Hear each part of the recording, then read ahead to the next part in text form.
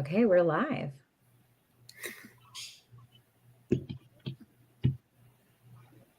Hello, everybody.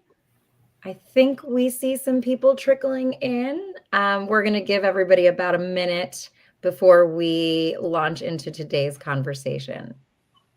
In the meantime, if you want to drop a note in the chat, say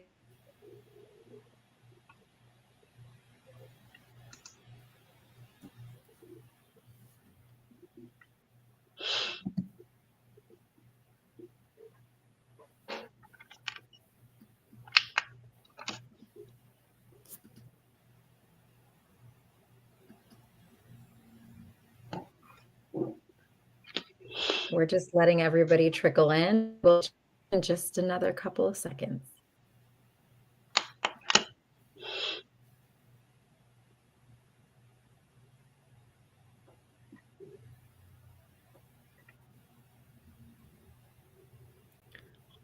Hello, everybody. Good evening, wherever you are joining. I hope that you're having a great day. Welcome. I'm so excited. Conversation, the amazing lineup of panelists we have today for a really important and relevant conversation on the art of saying no, setting boundaries in nonprofit work. The nonprofit Hive, if you're new here, is built by and for the community, and that includes taking turns facilitating these sessions. If you don't know the Hive, it's a free space to connect, learn, and grow with peers who get where you're coming from and what you're going through. I'm Christina Kenny, founder of Guava Tree Strategies, a consulting firm that supports organizations in building sustainable revenue strategies and supporting their best teams. Whether you're watching live or on the replay today, thank you so much for being here. And please let us know where you're tuning in from and which organization you're with in the comments. Before we dive in today, I want to thank our session sponsor, YMCA Workwell. YMCA Workwell partners with purpose-driven nonprofit leaders to build healthy, thriving workplaces. Through employee experience surveys, research, and coaching, their small but mighty team helps organizations across North America create better workplaces one step at a time. Now let's get to know today's speakers. I'm turning over to you, Eric, to kick us off. Hi, everyone. My name is Eric DePalma. I am the Development Director at Haven Neighborhood Services, which is a financial capability and housing counseling agency in Los Angeles, California. Eleanor? Yeah, I'm Elle Campbell. I'm the CEO of LabRenew, and we provide sustainability consulting for small labs that want to reduce their environmental impact. And Laura. Hi, I'm Laura Turner, Director of Development for National Children's Alliance. We're the professional organization for nearly 1,000 children's advocacy centers across the country. And a CAC is where kids go once they've experienced abuse. So excited to be here with y'all today. Thanks, everybody. If you don't know these amazing folks, please give them a follow on LinkedIn. Each of them has incredible insights to offer into the nonprofit sector and the work. The perfect panelists for this conversation, which is the art of saying no, setting boundaries in nonprofit work. Today, we're going to explore topics like how overcommitment leads to burnout and why it's so common in our sector, strategies for protecting your time without guilt or apology, and why mission-driven doesn't have to mean we're always on. We're also hopefully going to chat a little bit about how nonprofit leaders can model and support healthy boundaries at every level. You're welcome to add any chats, comments. Please respond in real time out at us that we want to weigh on further. Please, we have Nicole from the Nonprofit Hive moderating the chat. Question: why is it so hard to say no in nonprofit work, even when we know we should? Whether you're trying to prove yourself in a new role, navigating power dynamics, or just really passionate about the mission, saying no can feel risky. From your experience, I want you to share what has made it difficult to set boundaries and what helped you start doing it anyway. We're going to start with Eric.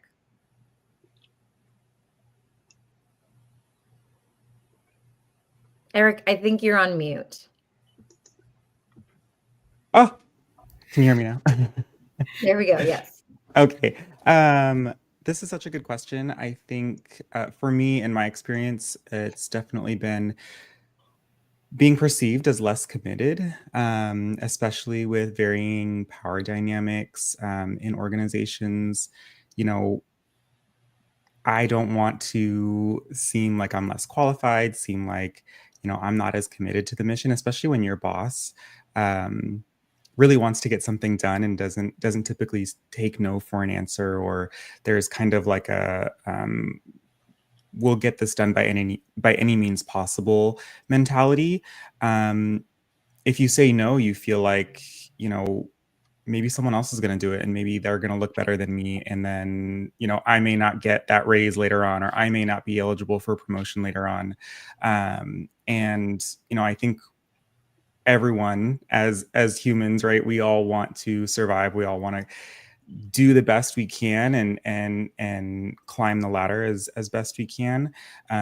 So those small moments of not being able to say no are pretty big for us. In terms of, figuring out how to say no even still and facing those risks, I think it really comes down to the workplace and feeling safe enough to do so. I remember just a few years ago, I was in a place where I didn't feel safe saying no. Even at the request of my own therapist, I was still saying yes because I didn't feel like I could say no until I had another opportunity lined up. Thanks, Eric. I think what you said about being perceived as less committed is something that a lot of people can really resonate with. Laura, I'm going to turn it over to you. Sure. I was thinking about that too when Eric just said that. You often think about when you say no, it's a little bit of FOMO, but it is a fear of missing out. It could be a fear of missing out on visibility, on job growth. And as fundraisers, we're naturally problem solvers anyway. We're team players, we're high achievers. But honestly, there's been times in my career where I've looked around and been like, how did I get here? How did this evolve into this? But the answer is me. I let it get there by not, saying no when I needed to. I had a really great mentor that I keep going back to, something she shared with me in the very early days of my career. My challenge at the time was my calendar. It was full of stuff, and I was a young mom and just trying to balance it all. And she said, go through your calendar, and if there is something on there that isn't a job responsibility, B, helps you with your professional growth, or C, fills your tank, it does not need to be there. You need to say no to those so that you can say yes to something else. And I try to hold to it, Miss June. I promise I do. But sometimes it's hard. But that's kind of been something that's really helped me. Thanks, Laura. Yeah, the prioritization of what our boundaries are can really be the biggest challenge in actually setting boundaries for some of us. Elle, I'd love to hear your way in.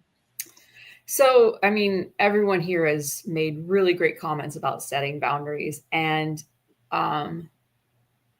what I think allows individuals to set their own boundaries is a real sense of self-worth. Health starts with looking at yourself and saying, this is what's important to me. And making sure that, like just what Laura said, is if it's not building your future, if it's not building yourself, if it's not filling your tank, then it just needs to be deprioritized. I've struggled with this. You come out of your young adulthood and you don't feel like you're measuring up to everyone else. And so you want to say yes to new opportunities. You want to explore what you can really do. but you can build some really bad habits in that time of your life, you know? And it takes going through parenthood, I found, becoming someone who has to prioritize the growth and development of little humans to say, oh, I need to set boundaries. Otherwise, I can't be there for the other parts of my life. And I know that that's not always a solution for everyone. Not everyone is going to become a parent, but it comes from saying to yourself, this is what's important in my life. And I need to build that up and say no to everything else. And it's super challenging. It really, really is. So I know that if you're struggling with this, that you have people in your life that can support you, and you should reach out to them. Thanks, Elle. I think that is such a perfect segue into our next question. You know, one of the things that you touched on is that we can be our biggest barrier to setting boundaries. But sometimes we get really good at holding boundaries. We get the practice, we, put in the work, but saying no is one thing and defending it is another. So how do you hold on to your boundaries when systems or people push back? Going back to what Eric said about it being perceived as less committed, what has helped you advocate for your limits, especially when those scenarios where no isn't popular? Let's start with Laura. Sure. Well, I think the first thing to think about is when we say yes to something, we're ultimately saying no to something else. So when we say yes to a new project, what is it that we're saying no to? Because all yeses usually come with some sacrifice. So, will adding another project to your plate mean that you're not going to be able to fully execute on something else? Will your existing work or even the new thing that you're being asked to do, will it not be done at a level that you're proud of? And if so, I think there's ways that you can still portray that team player, professionalism, leader in your field while saying no. I'd love to be a part of this project. However, I have this huge initiative that my team's involved in, and we're really excited about it. We've got some great momentum going on, and I'm concerned that if I take on any other responsibilities at this moment in time, that we might not be able to give either project the attention it deserves. So, what do you think about this? How would you address this? I think that approach of just being really clear with the person who's asking about your priorities and asking for their guidance on how to prioritize the work in some cases can be a good strategy. Also understanding in some situations, no is a complete sentence and not all need a full explanation. Laura, those were some serious mic drops. Like all yeses are a no to something else, and no is a complete sentence. I feel like we've all heard these things, but there's such a great reminder. Elle, I want to hear you weigh in on what Laura just said. Yeah, and you're absolutely right. Those were some really great comments. When someone is pushing back, that communication needs to be upfront and clear, just like Laura said, and she had a great political answer, something, a way forward that's kind but clear, and it's hard to defend yourself when it's in this kind of situation. And what I have found is that, when you start a job is actually the best time to defend your role and to set clear boundaries. And it needs to start from even at the interview, when you start talking to your managing director or your future managing director and they are listing out your requirements for your work, and you're looking at the contract and making sure that the contract has very clear boundaries on what you will and will not do. And don't accept a contract that feels like a kitchen sink, right? That they've just thrown everything into. And then when someone is saying, oh, well, you need to do this and this and this and this, being able to go back to your contract and say, this is not part of my defined roles. I'd love to help you out, but it's my role is here in this field. This is where I'm expert at. This is what I was hired for. This is where my skills are best deployed in this organization. And I'm worried that if I start getting into other roles, that you'll actually not get as good work from me. My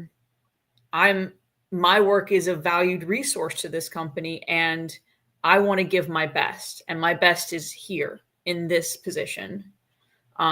Maybe I can, offer some advice, on a path forward in this other job that you need, but it really needs to be that I focus where I'm the best, and this is where I'm the best.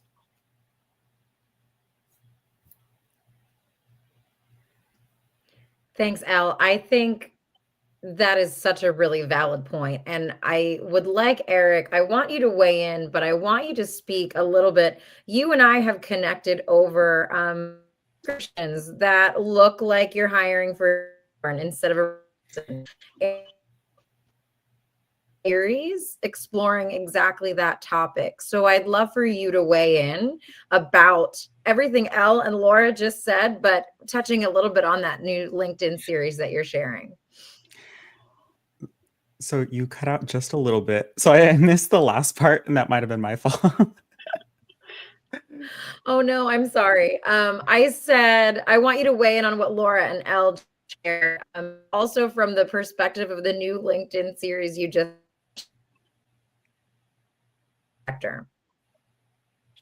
Okay, yeah, absolutely. Well, first, no, when Laura and Elle were talking, I was like writing down notes because it's so funny, specifically to what Laura was saying about kind of managing, well, about both of you are saying really about managing expectations, right? Kind of managing up, which I think we hear so much, making things really clear about, okay, if I say yes to this, then this may not get done, or that other thing, you wanted to do, that's going to be on the back burner for a while. And I do think that's so important, but that also, there's like a caveat to that, and that it gets really taxing if that's what you have to do every single time you talk to your superior. So I as a piece of advice to leaders out there, don't let your staff do that too much, because it gets hard, because you have to then, because we want to dream too, right? Like we want to think, like we want to have fun with the job and like think of new ideas, but when it's always kind of leadership, like trying to reach for the moon, and land among the stars, like you can only get up to the moon so many times before you're like, all right, I'm out of fuel. So just as a caveat to that, and I think what Elle said, is setting those expectations really early. I think that is really the best thing we can do as of right now is kind of not overperforming. And I feel like that's like a thing a lot of people say, right? Is like, don't do too good at your job, because you're going to set your baseline too high, right? And your baseline is going to be at 150% versus what an actual 100% is. And I think, in regards to some of these things that we've been talking about on LinkedIn, Christina, and what you and I have connected on, I mean, it's hard looking back at those experiences and not being able to like talk about them with anyone, or kind of keeping them in for fear of like retribution, or even just like judgment from other nonprofits, or what if they read my LinkedIn before I apply to them. So I think having an outlet is so important, even if that's not going to change anything at your job, whether it's in therapy or whether it's a friend that just understands the sector. I think having some sort of an outlet, because at the end of the day, I mean, you are the one that matters most in your life. And I know that sometimes that's hard to believe, right? Because we have to make money, we have to pay rent, we have to do all these things. But if you're not functioning, at least on a baseline level, like, you're not going to be able to accomplish anything.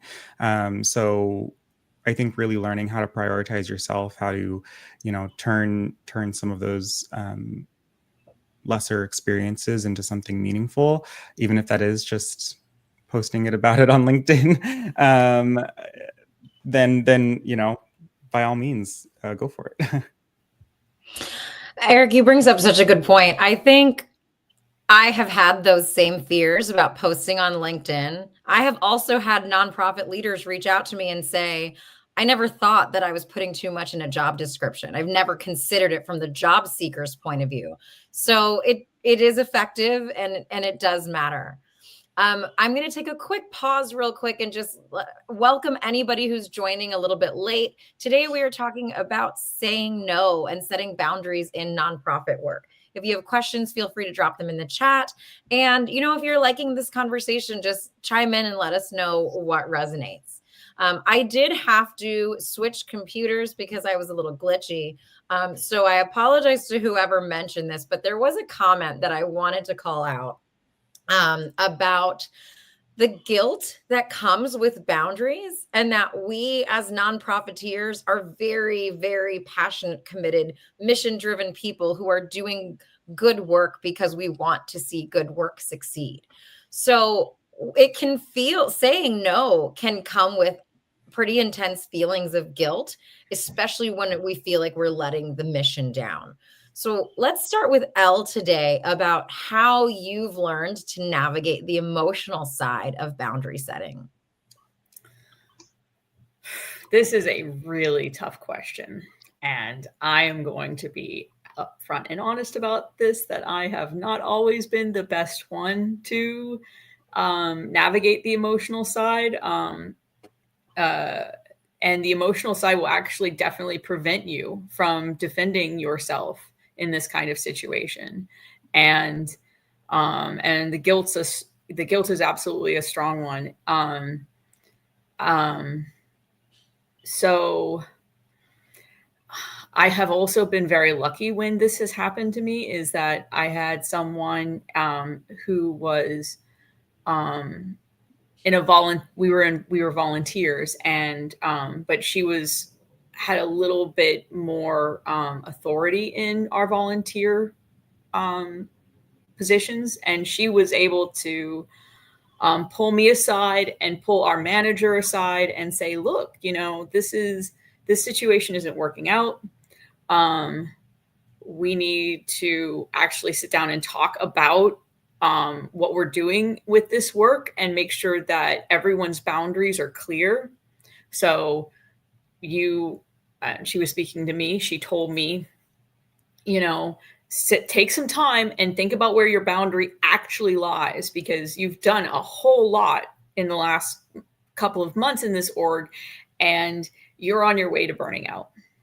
So you need to sit down, think about where your boundaries actually are, and then we can sit down and have a constructive conversation. And she saved it. She saved the working relationship that the three of us had with each other. And without her guidance, it would have been 100%. I would have stopped contributing to this organization that I am not mentioning. And I'm still a volunteer with them. And that's the reason why I could still volunteer with them, is because someone sat us down and had a very tough conversation with us and was able to help us work forward in a way that made sense for everyone. So that's my story. And I hope that some people take the lesson that I wasn't able to do on my own. That is really powerful. And I'm excited to talk a little bit more today about leadership and how leaders can model good boundary setting. But it really sounds like you had a phenomenal leader who was able to help drive that conversation. Eric, let's turn it over to you. Yeah, absolutely. No, I think that was a very amazing, like that was, all I could think when you were talking was like, oh, that's so amazing that you have like a leader that can kind of be like, okay, let's stop and sit down and talk about this. I think this is hard. It's something that I've struggled with. I'd be surprised if, you know, everyone that's listening to this and talking on this hadn't experienced this.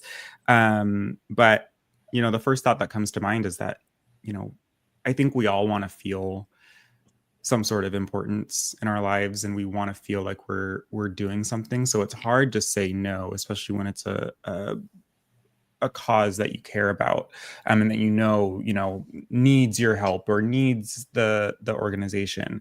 But something that I've learned, and that at least has helped me, is reminding myself that I myself and my job am not solely responsible for the mission. And I think sometimes in nonprofit work, we're all taught to think that, right? Like, you are the reason that, you know, X, Y, and Z programs are able to do this. And especially when you get program participants in there, or I used to work for a lot of animal welfare organizations, right? And like, that is what would get put onto us, is like, oh, well, it's between you and all these negative outcomes that I won't go into, but have emotions that are inherently tied to them.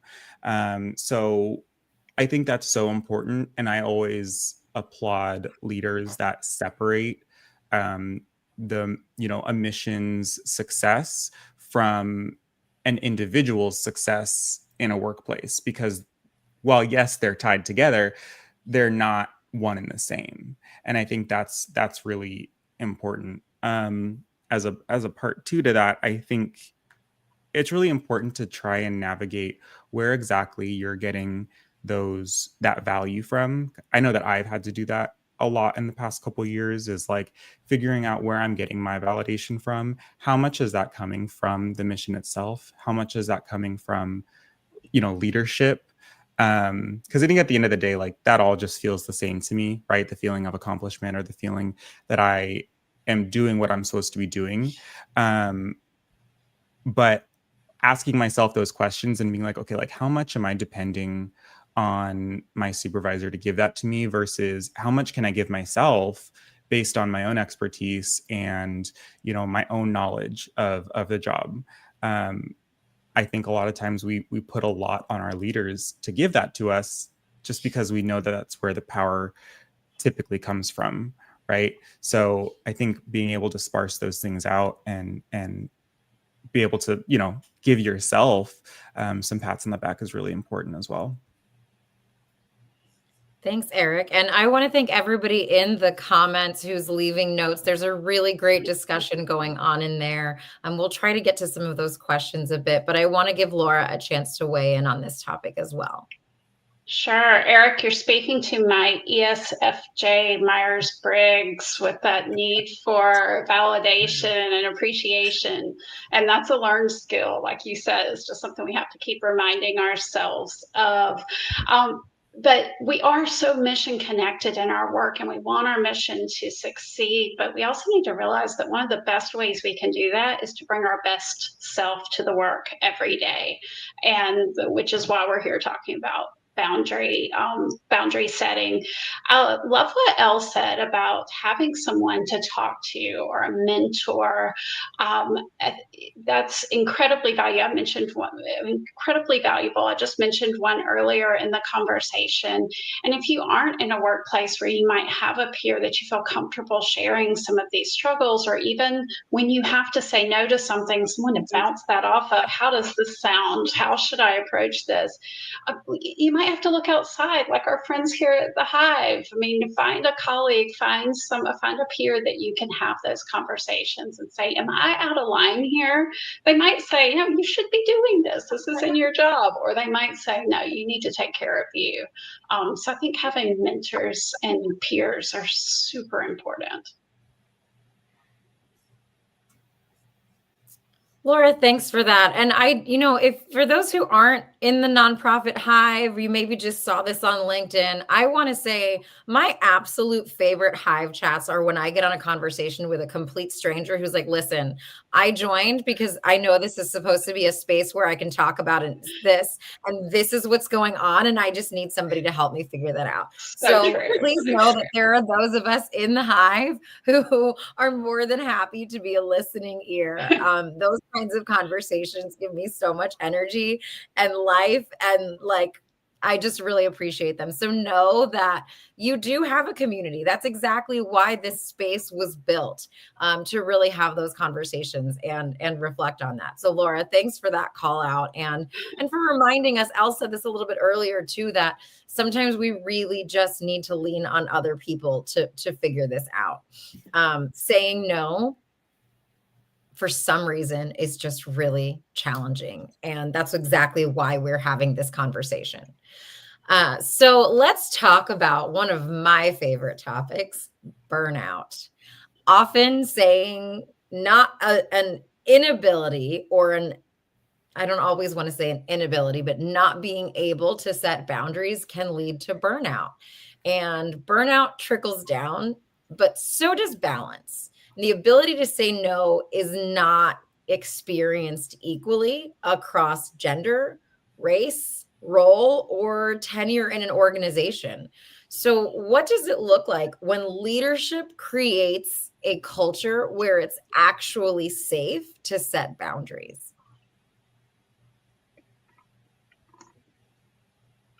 Oh, I have to turn it over to somebody. I'm sorry. Kick us off. I think that's such a good question. I think there's varying levels to this, right? And I've had to sit down with myself and talk about my own expectations when it comes to leaders, right? And understanding that you can't expect perfection from anyone. We're all learning, we're all trial and erroring all the time. But at the top is, creating an environment where staff, I don't want to say don't have to mask their emotions. I think in a professional setting, you have to, I don't know, interpret certain things or put certain things through a filter. But I know that in my most comfortable settings and in my most efficient and impactful workplaces, I've been able to talk freely, bringing up concerns without having a mountain of evidence behind me, even though I know that I could go and get it. But just having people that trust that I know what I'm talking about, or that, my objection is coming from a good place and not just because I want to be argumentative, that means a lot, so I think an environment where you are able to have open and honest conversations, like humans, is really important. I think on the opposite side of the spectrum, the most damaging environments that I've been in are ones where I can't say any of that, or I have to run through a million responses in my head before I actually say something, because I don't know what being raising an objection is going to do to my own well-being or to my theoretical safety within the organization. So I think it's all about creating that safe space. I see people talking in the comments too about creating a safe space for vulnerability. And I think that's huge. Just like we do with personal relationships, right? we all want to be vulnerable. We all want to trust that the people around us aren't going to take advantage of that and hurt us. And I think that's the same exact thing in a workplace. We should be able to be wrong. We should be able to fail, right? We should be able to succeed even when people aren't sure, right? Like, we should be able to act as humans at all times in our life. And I think we all, expect perfection sometimes, or have perfection expected from us. And that's not a good place for success inherently, right? Because we're going to start closing in on ourselves and we're going to stop trying, because after, the second or third punishment or negative experience, like, it no longer becomes valuable. Yeah, Eric, you bring up some really, really valuable points. I mean, we're all coming to this work from different places and backgrounds, and there is a lot of inherent fear in, am I going to lose my job for saying no? Or is this going to damage my career? And that isn't just for younger people, right? It's, I think that can really carry through for a lot of people through your career, depending on how you came to this work. Laura, I want to turn it over to you. Sure. And I may take a different twist on this in coming at it from modeling that behavior as a leader to your teams, and really showing them what that safe space looks like. If we're talking about adding a new project to your workload, having that conversation of, how are you going to fit this into your next quarter? What are we going to have to let go? Do we need to retire something? Do we need to outsource something? And helping them find that balance of what's going to keep them motivated and excited. We all have those pieces of our jobs that really, going back to that word, fill our tank, and we need those. But there's also work to be done. And so trying to walk a staff person through the conversation of, how can we get all of this done while still maintaining your boundaries, your personal boundaries, your work-life balance, and showing them what that conversation looks like, versus reaching this point where they're having to say no and having really emotional and hard conversations. I don't want my teams to ever get to that point. I want them to have that two-way communication throughout the process. I hope I modeled that well, but I really try to. Laura, you brought up a really good point. And I think I saw Evan Wildstein say something in the chat about really making sure that there's follow through when you open that space, so that the people on your team know that as a leader, you're not going to reprimand or push back on somebody for actually following through on what you said. So thank you for that. Elle, let's turn it over to you. We've got about 7 minutes left in our conversation. So I absolutely agree with what Laura is saying, is that it starts with leadership, and it starts from day one. When you're hiring as a leader, you set the tone right there. You say, you get curious about the person you're interested in hiring, about their background, about what their expectations are. And you ask them to contribute right then and there, and say, and really, and get them involved in co-building their position. Because so you have a job description. Everyone knows that the job description is kind of like, it's not what's going to actually happen. We want it to be. It's an idealized version of what the job is, but especially in small orgs, things go sideways real fast. And when you're in a leadership position and you're supporting your team, it's imperative that the leader is always taking direction from the team and having that open communication and saying, okay, I know that we were working on this project and it is going well, but we have to change tacks, or maybe we're adding something here. We've heard from a grant committee and this is what's going to be on our plates in the next future, what does this look like for you guys? Where do you contribute? And then listening to them and saying that, I don't believe that this is good for our org. This is not what we want to be working on.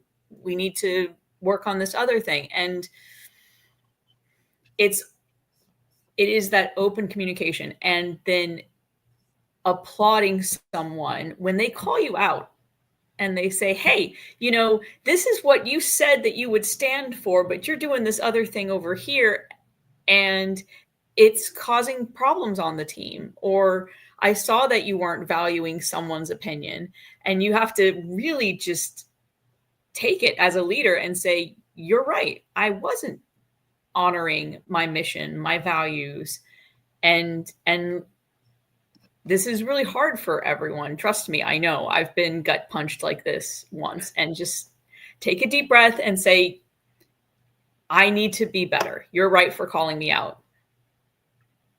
I will endeavor not to do it again.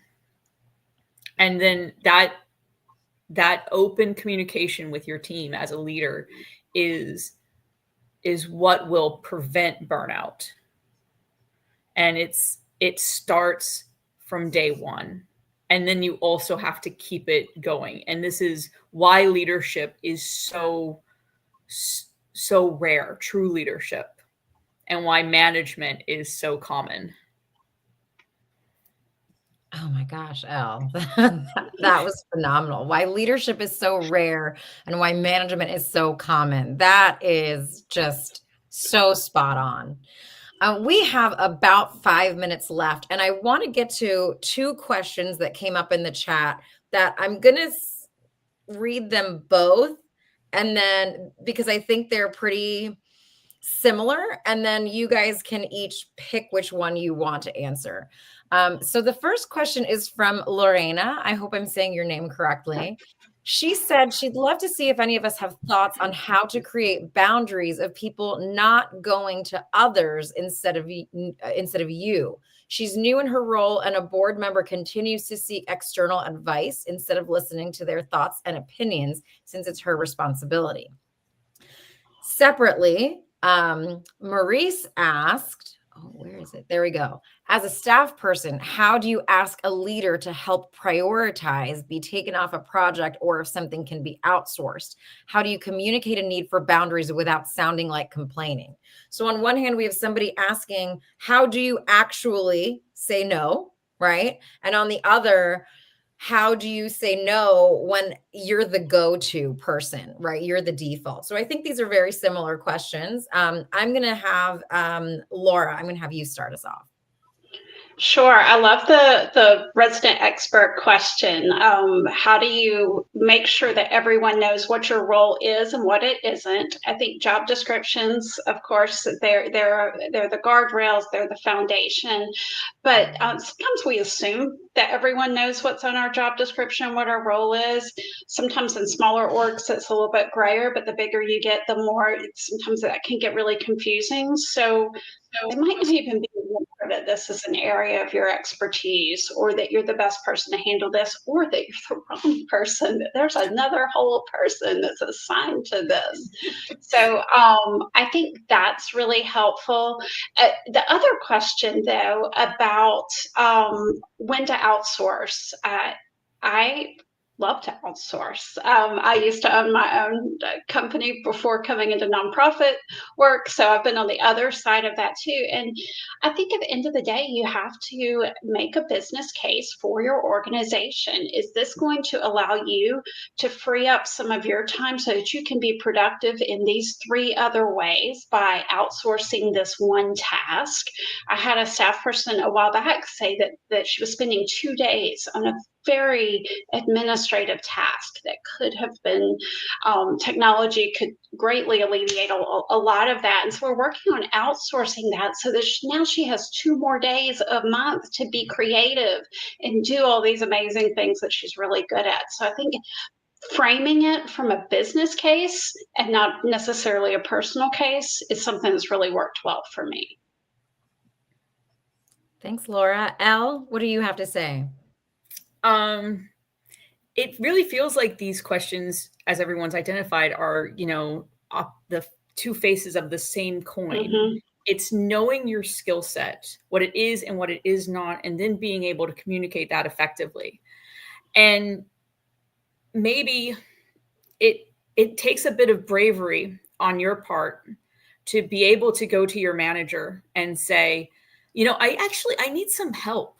I need some help from you in redefining my role, because maybe what has happened is my role has migrated and I'm skilled, I'm capable. Mhm. Maybe I need to move with my role, or maybe we need to find someone else to fill this new role because I'm not aligned with it anymore. So maybe that's a good framing on both sides of the situation, and just having that open communication with your manager and saying what the role is, what it's not, and how you fit best into this organization. Look, burnout and role definition, these are not easy conversations. And find help wherever you can. If it's with another colleague, if it's with another manager, if it's someone outside the org that can help you structure your arguments and or make you feel more comfortable opening up this communication with your management, take it.